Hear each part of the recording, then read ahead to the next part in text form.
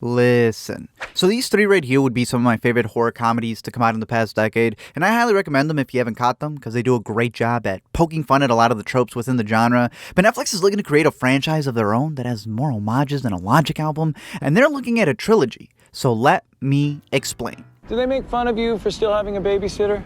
Yeah, but then they see her and they get really jealous. So this series comes from McG, who's worked on a couple of projects for Netflix already, and seems to have a pretty good relationship with them. It also comes from writer Brian Duffield, who recently did the movie adaptation of Spontaneous, which follows a high school class as they each start blowing up spontaneously. I'm just so glad I didn't explode all over you.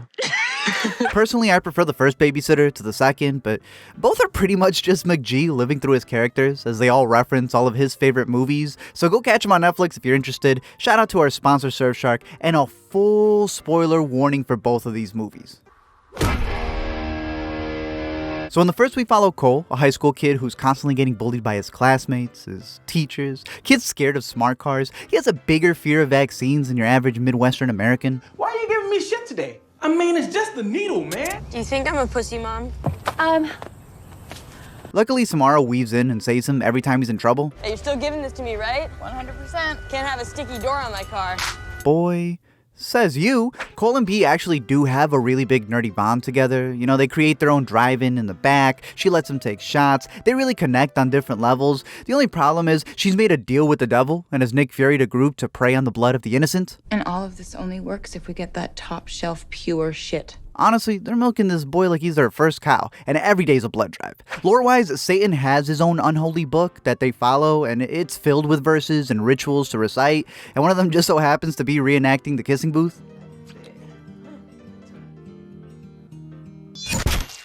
Obviously, this hypochondriac isn't going to listen to the police when he calls them to report it, and that's what gets him caught before having the bloodiest night of his life. I mean, nobody's done human sacrifice. People have always done human sacrifice. Yeah, but like, not in America with hot people. And so breaking down the crew, you have Alyn, who got recruited by B because she wanted to be a journalist and was told that the only way to reach her OnlyFans was to go all the way.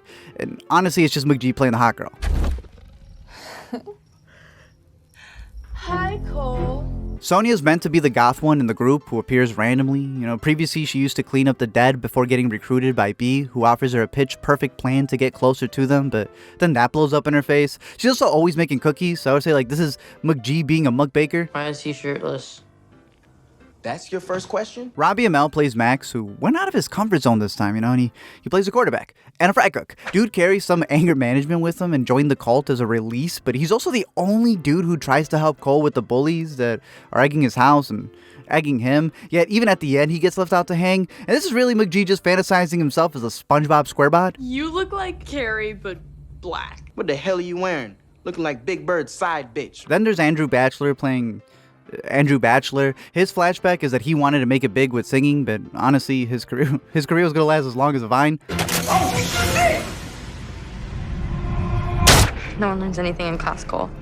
That's why we have the internet. And then there's Melanie, who's Cole's neighbor, who he has a crush on before, you know, she tries to crush him. And I actually really liked her story, because she's the one who's always there to comfort Cole in the way others can't. Like, B was there, but you know, nothing tears down your self-esteem more than having your entire fabric of reality shred right in front of you. Yet while he has the most supportive parents, Melanie's are actually going through a nasty divorce, with her custody being at the bottom of their list. It was his high school dream car. He got it after divorce to make Mom jealous, but it didn't work because it's just a car. Eventually, they do have that moment where he waltzes into his neighbor's arm and he's able to get intimate with her. And honestly, you give a boy a kiss, and all of a sudden he has the courage to go pull up on them. That said, I thought this boy was gonna pull a Baby Driver and try to run off with his girl, but instead, he turns it into a weapon and commits vehicular manslaughter. Science fiction, you can do anything. Overall, I think the first is fun because of its initial twists and turns. You know, Samara weaving is also a big factor, and it makes sense why she's blown up since and is bound to have a most excellent career. I thought I had a lot of cool slow-mo shots, and I do like some of the camera work throughout the movie, but it's just very self-referential. You know, like I said, each character is just a different variation of McG with the quips and the references that they pull. It's McG as the hot girl, the buff guy, the blonde as an influencer. And while that does create a formula where you can deliver as many jokes as you want through your characters, it is one that I think works better the first time through, especially when the second one kind of takes away from all the themes. I don't need a babysitter anymore. boy, after burning down the house, you're right. I'm never leaving you at home again. Big thanks to Surfshark for sponsoring this video and the channel as a whole, and for actually helping me watch a TV show recently. Everyone's heard by now how a VPN helps with protecting your data, navigating the internet, making you more anonymous than whatever B really is. But one of the big things they really stand behind, and I fully support, is how access should not be tied to nationality. For example, I recently tried to watch the original series to Utopia and I couldn't because of region restrictions. Not only could I not find it to stream or digitally purchase, but even if I wanted the DVD set, I'd have to buy a completely new DVD player because of the way that it's locked. So thanks to Surfshark, I don't have to drop the plane ticket to Europe just to watch the better version of a television series. I can just click, cheerio, and boom, I now have access to purchase it. Geo-blocking even affects a lot of sports games and live shows, as many of you know, that you're already paying for. They just demand you be at home, even though they tell you to download a mobile app. On top of it, Surfshark has a great ad blocker, which I recommend since, again, most of the ad rev goes to the greedy studios anyway, but it does a great job at protecting your search history, keeps no logs, and they even offer a 30-day money-back guarantee. So if you're interested in getting a VPN and want to support the channel, head over to surfshark.deal/letmeexplain and use the promo code LetMeExplain to get 83% off, plus a whole 3 months for free. So shout out to Surfshark for sponsoring this video and helping us make content, including even watching it.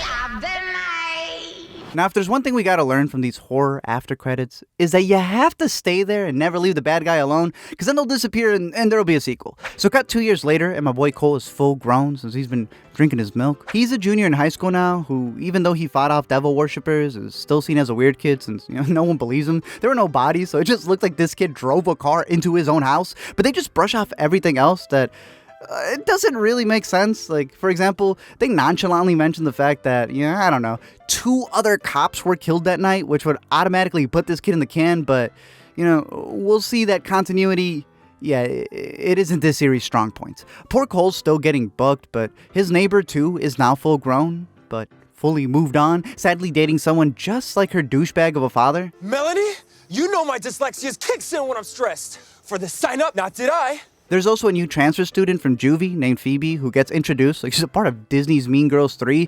And honestly, to me, none of the new characters are really extra funny, in my opinion. They just add more cringiness than anything else. But nothing to worry about. They're not back by tomorrow.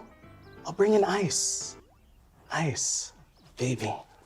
Again, they're just new McG stand-ins, and where they're modern-day teens listening to this old-school playlist, there's somehow double the amount of references in this one. Hell, it even starts referencing itself back, and he's got everyone name-dropping movies left and right, which, sometimes is literally just them saying the name of the flick, but other times it is fun to scope out what they're trying to homage. Thanks, and I'll be sure to tell them Large Marge sent me. We're back!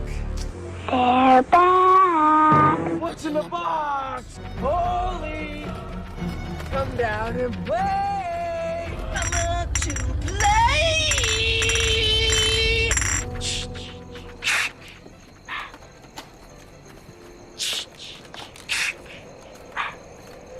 But I died first last time. You're not first, you're last! Woo! If you ain't first, you're last. You watched Terminator 2? Yes. It's one of the 4 sequels in cinematic history that supersedes the original. Only 2? They even have a Howard Hughes reference when breaking down Cole's mental health, which, okay. But 1, I'll take this time to recommend The Aviator, and 2, they really had this kid throw a G's worth of pills out. Yet again, Cole's fighting his anxiety and goes out to a cabin in the woods with Melanie and her new friends where it's no longer 7 minutes in heaven, but 2, that's 2 full TikToks. This twist this time around is that the neighbor has gone bad because... I want to be an influencer. And while sure, that makes for a great twist, it kind of completely backtracks everything from the first. Just because she's a psychopath doesn't mean women are evil. The whole cast comes back since they all made a deal with the devil as well, making this an updated Netflix version of the story of Faust. If he said lines like, I watched your skull explode! Luckily, the devil gives good head. And legit, these guys come back looking like the Power Rangers. Turns out that the new girl Phoebe is the only innocent one, and so Cole slides into her in order to get away. But now she's also in danger. They end up having her reenact her role in season 2 of You, which, WTF. Even later on, they orchestrate an entire clip just so she can get pee on her face, which WTF again? But at least this time Netflix realized this wasn't a French film and decided to go the metaphorical route when showcasing these kids doing the dirty tango for the first time. Like I said, the second one is definitely more contrived, and even the stuff that's supposed to be funny just felt extremely flat for me, but at least they upped the kills on this one. Besides having Bella always Thorne her boobs, I think she had the best horror effects on hers, because that neck though. Max is actually the one who explains that they have till sunrise to get the pure blood that they need before having to go back into limbo and waiting 2 years for Netflix to greenlit a third, but then he gets propelled.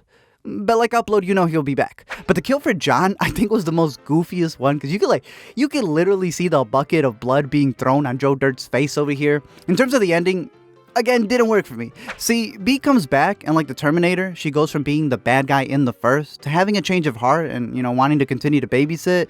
It's just, funny considering everything that happened in the first. Girl had an entire years-long relationship with this boy, but it wasn't until right before she died when she was like, damn, wait, I actually do like this kid. And all of this only works if we get that top shelf pure shit.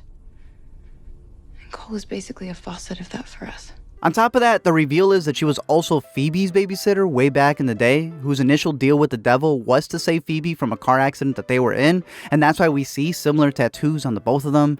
Just like in the first, when Cole and B had their sci-fi debates, Phoebe seems to have had those same discussions when she was like 6 years old and sketches Picard eating a xenomorph, and B had left some Easter bunny eggs to set up the whole thing, including baiting Melanie into setting up the whole thing, which is just a risky plan considering this boy could have been laid out before he actually got laid out. Oh my god. Big Carl was ready. I just needed to get laid. Me? Virgin? We work with what we have. It's also funny how B found herself in this scenario because of Phoebe, but it's Cole who gets the final goodbye and everything centers around him because, again, he'd be McG in the story. So ready or not, they all poof away due to their deal with the devil and the fact that B set it all up in order to protect these kids who she kind of wasn't there for before. And Samara herself even drinks to defeat her demons and go shoot the new G.I. Joe movie as he finally becomes the cool kid. Kind of like he did in the last one. Overall, it's the same crew and does have the same spunk that the first one has, just not at the same level. I mean, a lot of it is the first, just with more flashbacks and a Rocky intro. There's a fine line between how much is homages and how much you're bringing to the table, kind of like a mixtape, and the first one just handled it better in my opinion. Because for a movie that brings up the best sequels, it just ain't there. But boy, they're keeping that book open for a third. Thank you guys for watching this video, and again, a big shout out to Surfshark for sponsoring this channel. I'm curious to know your October picks. What are the horror movies that you're watching during this month? The ones that stand out to you, any new stuff, even old stuff, and also your thoughts on the third one. I'm pretty sure that Netflix is going to greenlit a third one in order to be able to at least complete the trilogy. Whether the kid ends up growing up and needing a babysitter for his own kid, he gets another Walt growth spurt, but I'm curious to see how they're going to flesh it out, because I personally feel like they had too many plot holes for what happened with the second one and what that does to the first, but I don't know, maybe they could tie it all in. Maybe she ends up being a high-level demon, if not the devil herself, but I just hope they bring the therapist back, because he's at least been the one consistent comedic person within the series. But I'm also curious to know where you think it's going to head. I think it's interesting just to follow McG's work. This is the man who did Charlie's Angels. Even if I don't think he makes the greatest of films on the platform, I think that he has created some of like the best streaming stuff, if that makes any sense. Like, I think that his relationship with Netflix has caused a lot of his stuff to actually have some of the best output. For example, Rim of the World and both Babysitters have the best sound effects. Like, they actually mix them well. It's one of the things that I've noticed watching his movies compared to other stuff that Netflix has, is that they actually create a surround sound that you can get on streaming. So, he's always been big on the future of streaming, and just hearing him talk about stuff, it makes sense why he keeps the gigs coming. I never went to school to learn how to make a record, but I've written #1 songs and made #1 records. I never went to film school, but I can make a movie, and I never went to TV class, and I can executive produce a TV show. So, I mean, maybe because my brain is vibrating on that frequency that tortures me a lot, I can see and hear things just a little bit differently as to make them interesting. Other than that, let me know your thoughts down below in the comment section for this movie or any others. Let me know your horror picks. And until next time, don't forget to comment, like, and subscribe, and watch Final Girls.